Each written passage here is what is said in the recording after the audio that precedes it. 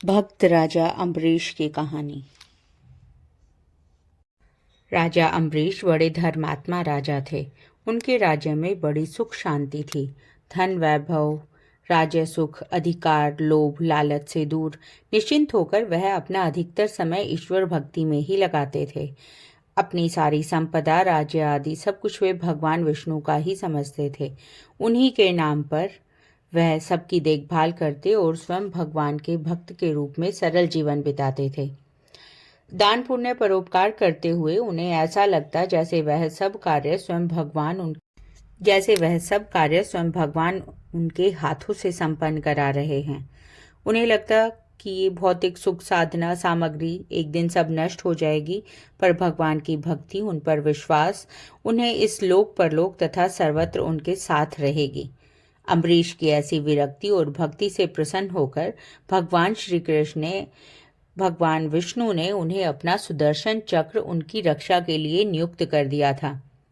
एक बार की बात है कि अम्बरीश ने 1 वर्ष तक द्वादशी प्रधान व्रत रखने का नियम बनाया। हर द्वादशी को व्रत करते, ब्राह्मणों को भोजन कराते और दान करते। उसके पश्चात अन्न जल ग्रहण कर व्रत का पारण करते।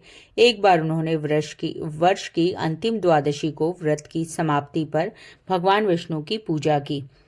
महाभिषेक की विधि से सब प्रकार की सामग्री तथा संपत्ति से भगवान का अभिषेक किया और ब्राह्मणों और पुरोहितों को भोजन कराया, खूब दान दिया। ब्राह्मण देवों की आज्ञा से जब व्रत की समाप्ति पर पारण करने बैठे ही थे तो अचानक से महर्षि दुर्वासा आ पधारे। तो अम्बरीश ने खड़े होकर आदर से उन्हें बैठाया और भोजन करने के लिए प्रार्थना करने लगे। तब दुर्वासा ऋषि ने कहा, भूख तो बड़े जोर की लगी है राजन, पर थोड़ा रुको, मैं नदी में स्नान करके आ रहा हूँ, तब भोजन करूँगा। ऐसा कहकर दुर्वासा वहाँ से चले गए। वहाँ स्नान ध्यान में इतना डूबे नदी के किनारे कि उन्हें याद ही नहीं रहा कि अम्बरीश उनको बिना भोजन कराए अपने व्रत का पारण नहीं करेंगे। बहुत देर होने लगी। द्वादशी का दिन समाप्त होने जा रहा था और द्वादशी के रहते ही पारण न करने से व्रत खंडित होता।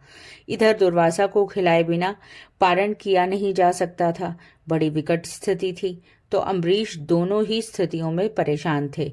अंत में ब्राह्मणों ने परामर्श दिया कि द्वादशी समाप्त होने में थोड़ा ही समय शेष है, तो आप द्वादश तिथि का पारण इसी के अंदर ही होना चाहिए। तो दुर्वासा अभी आए नहीं है, इसलिए राजन आप केवल जल पीकर ही पारण कर लीजिए। जल पीने से भोजन कर लेने का कोई दोष भी नहीं लगेगा और द्वादशी समाप्त न होने से व्रत खंडित भी नहीं होगा। शास्त्रों के विधान के अनुसार ब्राह्मणों की आज्ञा से उन्होंने व्रत का पारण कर लिया। अभी वह जल पी ही रहे थे कि दुर्वासा आ पहुंचे।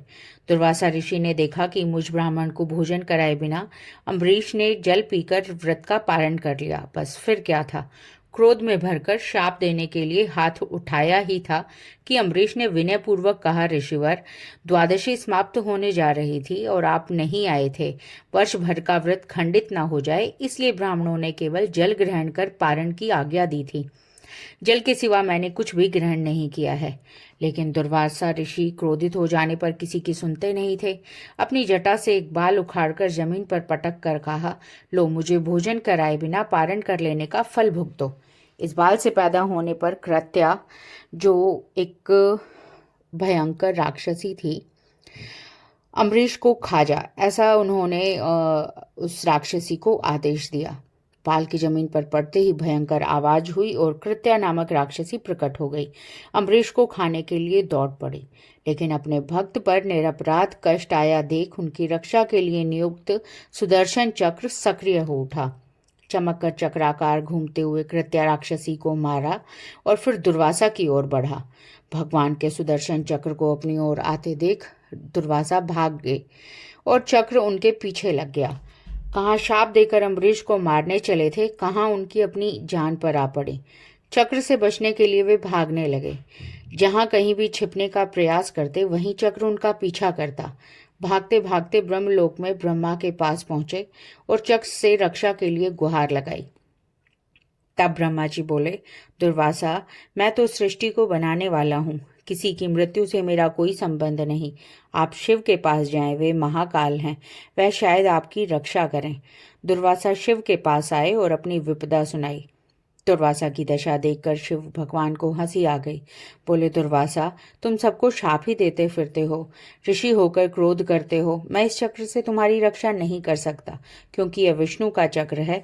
इसलिए अच्छा हो कि तुम विष्णु के पास जाओ, वही चाहे तो अपने चक्र को वापस कर सकते हैं।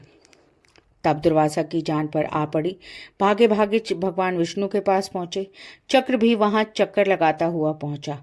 दुर्वासा ने विष्णु से अपनी प्राण रक्षा की प्रार्थना की। तब विष्णु भगवान बोले, दुर्वासा, तुमने तब से अब तक जितनी शक्ति प्राप्त की थी, वह सब क्रोध तथा शाप देने में नष्ट होती रही। तनिक भी सी बात पर नाराज होकर झट से शाप दे देते हो। तुम तपस्वी हो, तपस्वी का गुण धर्म क्षमा करना होता है। तुम ही विचार करो, अम्बरीश का क्या अपराध था? मैं तो अपने भक्तों के हृदय में रहता हूँ। अम्बरीश के प्राण पर संकट आया तो मेरे चक्र ने उनकी रक्षा की। अब यह चक्र मेरे हाथ से निकल चुका है, इसलिए जिसकी रक्षा के लिए यह तुम्हारे पीछे घूम रहा है, अब उसी की शरण में जाओ। केवल अम्बरीश ही इसे रोक सकते हैं। तब दुर्वासा ऋषि भागते भागते थक चुके थे, लेकिन फिर भी वो भागते हुए विष्णु भगवान के बताए हुए रास्ते पर चले। उन्होंने अम्बरीश के पास पहुंचे और अम्बरीश भी अभी तक बिना अन्न ग्रहण किए उनकी प्रतीक्षा कर रहे थे। दुर्वासा को देखते ही उनको प्रणाम कर बोले, हे मुनिदेव, मैं तब से आपकी प्रतीक्षा में बिना अन्न ग्रहण किए केवल जल ही पिए बैठा हूँ। आप कहाँ चले गए थे? दुर्वासा ने चक्र की ओर इशारा करके कहा, अम्बरीश, इससे पहले मेरी जान बचाओ, यह मेरे पीछे पड़ा है। तीनों लोकों में मैं भागता फिरा, फिर ब्रह्मा विष्णु महेश, किसी ने मेरी रक्षा नहीं की। अब तुम ही इस चक्र से मेरे प्राण बचाओ। तब अम्बरीश हाथ जोड़कर बोले, मुनिवर, आप अपना क्रोध शांत करें और मुझे क्षमा करें। भगवान विष्णु का यह चक्र भी आपको क्षमा करेगा। अम्बरीश के यह कहते ही चक्र अंतर्ध्यान हो गया।